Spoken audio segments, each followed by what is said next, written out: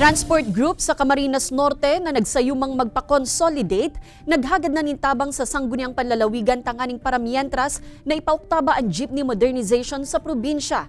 Ang detalye tutukan sa report ni Rosie Nieva. Kasabay kan pagmatagas kang natatadang 10% kan transport sector sa probinsya ng Camarines Norte na dai mapa-consolidate, nagdulok na ang mga ini sa sangguniang panlalawigan nganing maghagad nin tabang na ipauktaba muna ang implementasyon kan jeepney modernization sa probinsya.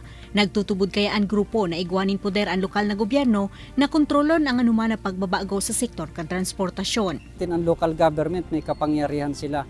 Kung papansinin natin ang mga tricycle, within lang yan, municipality. Pero bakit pinapayagang makatakbo sa national highway? Ibig sabihin, talagang may control ang local government pagdating sa transportasyon na hindi pwedeng pangunahan o diktahan ng maging ng national. Huli ka inimapa sa subuot ng resolution ang Committee on Public Utilities as inhahagadon sa LTFRB na ipauktaba muna ang implementasyon kan jeepney modernization sa Camarines Norte para sa gigibuhong pag-aadal. Enot naman kayang pitawang doon kan transport group na daiman angay sa probinsya ang nasambitan ng modernisasyon.